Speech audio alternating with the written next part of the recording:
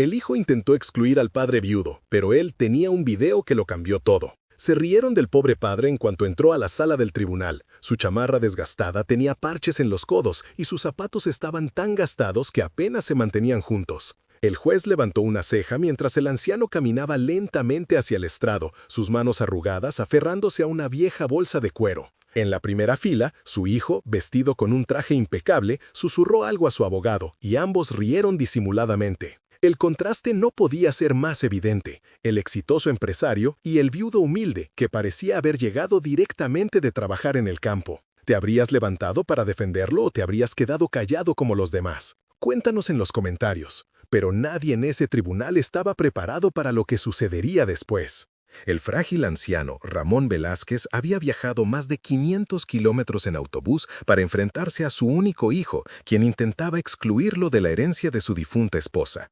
Después de 45 años de matrimonio, Ramón enfrentaba la traición definitiva.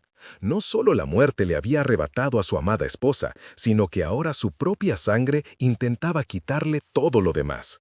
El caso Velázquez contra Velázquez había atraído una atención inusual en el pequeño juzgado de Oaxaca. No todos los días un hijo intenta declarar incompetente a su propio padre para manejar la herencia de su madre fallecida. Pero Eduardo Velázquez, de 40 años, había construido una reputación como un empresario despiadado que siempre conseguía lo que quería. Y hoy quería todo lo que su madre había dejado, la casa familiar en el centro histórico, sus ahorros e incluso sus pertenencias personales, alegando que su padre estaba mentalmente incapacitado para administrar cualquier cosa. Si las historias de padres que se niegan a rendirse te conmueven, suscríbete ahora, más historias poderosas cada semana. Ramón había conocido a Carmen cuando ambos tenían apenas 18 años, trabajando en el mercado local.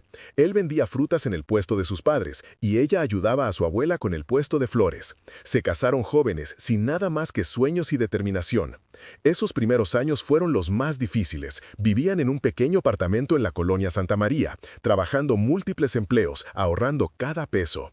Cuando Carmen descubrió que estaba embarazada de Eduardo, Ramón tomó turnos nocturnos en una fábrica, llegando a casa justo a tiempo para besar a su esposa antes de que ella partiera a su trabajo como costurera. Habían sacrificado todo por su hijo. La espalda de Ramón aún dolía por las miles de horas que había pasado cargando cajas para pagar la educación universitaria de Eduardo. Carmen había pospuesto sus sueños de abrir una pequeña florería, trabajando como empleada doméstica para asegurar que siempre hubiera comida en la mesa y ropa para su hijo. Habían vivido modestamente toda su vida, pero estaban orgullosos de lo que habían construido, especialmente de su hijo, quien se había convertido en un exitoso desarrollador inmobiliario en la Ciudad de México. Cuando a Carmen le diagnosticaron cáncer hace 3 años, Ramón se convirtió en su cuidador a tiempo completo. Aprendió a cocinar sus comidas favoritas cuando apenas podía comer, le leía durante horas cuando sus ojos estaban demasiado débiles para ver las páginas, y sostenía su mano durante interminables noches de dolor. Eduardo visitaba ocasionalmente, siempre con prisa, siempre pendiente de su teléfono, siempre demasiado ocupado para quedarse mucho tiempo. Después de que Carmen falleciera, Ramón quedó devastado pero intentó seguir adelante con su vida. Entonces llegó la carta certificada del abogado de Eduardo, impugnando el testamento y alegando que Ramón había coaccionado a su esposa moribunda para que le dejara todo. Según Eduardo, su padre mostraba deterioro mental y había manipulado a Carmen durante sus últimos meses. Su señoría, dijo el abogado de Eduardo levantándose de su asiento, el señor Velázquez padre ha mostrado claros signos de deterioro cognitivo, a menudo olvida citas, pierde objetos y ha sido visto hablando solo, presumiblemente con su difunta esposa. Un murmullo recorrió la sala mientras el abogado continuaba. Tenemos documentación de un neurólogo que sugiere demencia en etapa temprana, lo que creemos influyó en la decisión de la señora Velázquez de dejar todo a su esposo en lugar de incluir a su único hijo en el testamento. Ramón permaneció sentado en silencio, con la mirada fija en un punto del suelo. El juez le preguntó si tenía representación legal. Negó con la cabeza. No podía pagar un abogado caro, dijo simplemente. Pero no lo necesito, tengo la verdad. El juez parecía escéptico, pero le permitió continuar. Ramón abrió lentamente su bolsa de cuero y sacó una tablet, sorprendiendo a todos en la sala. Sus dedos nudosos temblaron ligeramente mientras la encendía. Carmen sabía que esto podría pasar, dijo, con voz más fuerte ahora. ¿Lucharías aquí o simplemente te alejarías? Háganoslo saber en los comentarios. Eduardo se movió incómodamente en su asiento mientras Ramón entregaba la tablet al secretario del tribunal. El juez le indicó que la conectara al sistema de visualización de la sala. La pantalla se iluminó y apareció el rostro de Carmen Velázquez. Aunque claramente enferma, sus ojos estaban alerta y enfocados. La fecha en el video mostraba que había sido grabado 3 semanas antes de su muerte. «Mi nombre es Carmen Antonia Velázquez», comenzó, su voz delgada pero determinada. Estoy en pleno uso de mis facultades mentales, haciendo esta grabación por mi propia voluntad, sin coerción alguna. Sostuvo el periódico de ese día como prueba de la fecha, luego mostró su identificación y su tarjeta médica a la cámara. Soy consciente de que mi hijo, Eduardo, podría impugnar mi testamento después de mi muerte. Siempre ha sido ambicioso, a veces a expensas de la bondad. Hizo una pausa, tomando una respiración trabajosa. He elegido dejar todo a mi esposo Ramón, no porque él me haya manipulado, sino porque se lo ha ganado a través de décadas de sacrificio y amor incondicional. La sala del tribunal quedó completamente en silencio mientras Carmen continuaba, detallando su vida juntos, las luchas, los sacrificios y, lo más doloroso, el distanciamiento gradual de Eduardo a medida que su riqueza crecía. Eduardo dejó de llamarnos en las fiestas hace 2 años, dijo, con lágrimas en los ojos. Estaba demasiado ocupado con sus nuevos amigos, gente adinerada que nunca entendería el valor de lo que Ramón y yo construimos juntos. Describió cómo había intentado comunicarse repetidamente, invitándolo a comidas dominicales, enviándole tarjetas y cartas que a menudo quedaban sin respuesta. Luego vino la parte más condenatoria. Carmen mostró estados de cuenta bancarios que revelaban grandes transferencias desde su modesta cuenta de ahorros a la cuenta personal de Eduardo durante sus años universitarios y cuando comenzó su negocio. «Hipotecamos nuestra casa 2 veces para ayudarlo», dijo. La primera vez para pagar su maestría después de perder su beca por malas calificaciones. La segunda vez para invertir en su primer proyecto inmobiliario cuando ningún banco quería darle una oportunidad. El video continuó durante otros 20 minutos. Carmen abordó metódicamente cada posible argumento que Eduardo podría presentar, incluida la falsa afirmación sobre el estado mental de Ramón. Incluyó el testimonio de su médico familiar confirmando que Ramón estaba perfectamente lúcido, solo afligido por la inminente pérdida de su esposa. Al finalizar el video, Carmen miró directamente a la cámara. «Ramón me dio una vida hermosa llena de amor. Merece todo lo que puedo dejarle. Eduardo, si estás viendo esto porque has impugnado el testamento, quiero que sepas que te perdono. Pero espero que algún día entiendas que el éxito no se mide por lo que tienes, sino por lo que das». La pantalla se oscureció y la sala permaneció en silencio durante varios largos momentos. Ramón tomó tranquilamente la tablet y la devolvió a su bolsa. El juez se aclaró la garganta, visiblemente conmovido. «He visto muchas impugnaciones de testamentos en mis años en el tribunal, pero nunca una evidencia tan clara de las intenciones de un testador». Miró directamente a Eduardo, cuyo rostro había perdido todo color. «Señor Velázquez, ¿desea continuar con su petición dada esta nueva evidencia?»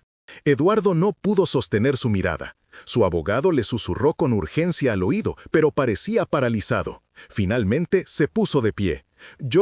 Comenzó, luego se detuvo, con la voz entrecortada. Por primera vez miró a su padre. Realmente lo miró, y no vio a un viejo andrajoso, sino a la persona que había trabajado turnos agotadores durante décadas para que él pudiera tener oportunidades que ninguno de sus padres tuvo. La sala contuvo la respiración mientras Eduardo caminaba lentamente hacia Ramón. El anciano levantó la mirada, sus ojos cansados pero aún amables. «Papá», dijo Eduardo, apenas audible, «lo siento». Ramón no se movió al principio. Décadas de dolor no podían borrarse con 2 palabras. Pero luego, muy ligeramente, asintió. «Tu madre siempre creyó que había bondad en ti», dijo en voz baja. «Quizás tenía razón». Eduardo se volvió hacia el juez. «Retiro mi petición, su señoría. El testamento debe mantenerse como está escrito». El juez asintió, haciendo una anotación en su expediente. «Caso desestimado», dijo, golpeando su mazo. Mientras la gente comenzaba a salir de la sala, Ramón permaneció sentado, emocionalmente agotado.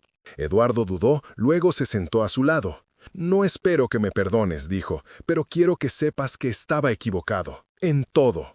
Ramón no respondió inmediatamente. Simplemente abrió su bolsa de cuero nuevamente y sacó otro objeto, una pequeña fotografía desgastada. Mostraba a un Ramón y Carmen mucho más jóvenes, con un pequeño niño entre ellos, los tres sonriendo ampliamente durante la celebración del Día de Muertos en el Zócalo. «Tu madre guardaba esto en su mesa de noche», dijo finalmente. «La miraba todas las noches antes de dormir, incluso cuando dejaste de llamar». Eduardo tomó la foto, sus manos temblando. «No merezco estar en esta foto». «No», concordó Ramón, «no lo mereces, pero estás ahí de todos modos». Eso es lo que significa ser familia. El juzgado se vació y Ramón se preparó para tomar el largo viaje en autobús de regreso a casa. Mientras recogía sus cosas, Eduardo se acercó nuevamente. «Papá», dijo, «déjame llevarte a casa». Ramón miró a su hijo, estudiando su rostro en busca de sinceridad. Después de un momento, asintió. El viaje fue silencioso durante la primera hora. Dos extraños con la misma sangre, inseguros de cómo salvar el abismo entre ellos. Finalmente, Eduardo habló. «Tengo una casa de huéspedes en mi propiedad en Coyoacán. Es pequeña pero cómoda. Podrías quedarte allí si quisieras, hasta que decidas cuáles serán tus próximos pasos». Ramón miraba por la ventana el paisaje que pasaba. «A tu madre le habría gustado eso», dijo finalmente. 2 semanas después, Ramón se mudó a la casa de huéspedes.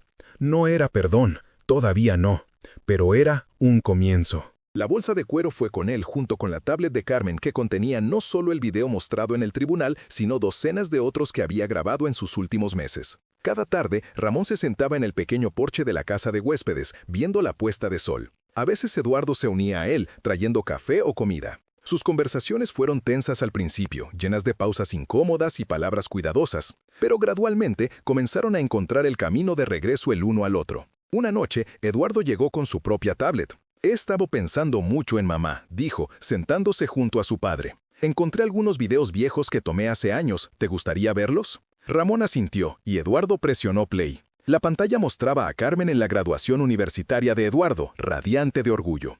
Otro clip la mostraba bailando con Ramón en la boda de Eduardo, ambos luciendo más jóvenes y despreocupados. Video tras video revelaban momentos que Ramón casi había olvidado, fiestas, cumpleaños, domingos ordinarios cuando todos habían estado juntos como familia.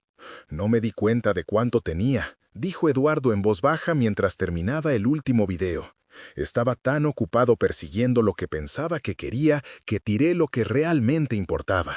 Ramón extendió la mano y la colocó sobre el hombro de su hijo. «Tu madre solía decir que nunca es demasiado tarde para encontrar el camino de regreso a casa». 3 meses después del caso judicial, los socios comerciales de Eduardo se sorprendieron cuando anunció que reduciría sus horas para pasar más tiempo con su familia. 6 meses después, la casa de huéspedes estaba vacía, no porque Ramón se hubiera ido, sino porque se había mudado a la casa principal después de caerse y fracturarse la cadera. Eduardo había convertido el estudio de la planta baja en un dormitorio para que su padre no tuviera que subir escaleras. Todavía veían juntos los videos de Carmen, encontrando nuevos que no habían visto antes. En uno de los últimos que grabó, apenas días antes de fallecer, miraba directamente a la cámara con una sonrisa serena. «Recuerden», había dicho, «la mayor herencia no es el dinero ni la propiedad, es el amor que elegimos darnos cada día, incluso cuando es difícil, especialmente cuando es difícil». En el aniversario de la muerte de Carmen, Ramón y Eduardo visitaron su tumba juntos. Eduardo había traído cempasúchil fresco, sus favoritas para el Día de Muertos. Mientras estaban uno al lado del otro, Ramón sacó un último video que había guardado para este momento. En él, Carmen leía una carta que había escrito para ambos. «Mis queridos muchachos». Su voz resonó claramente en el silencio del cementerio.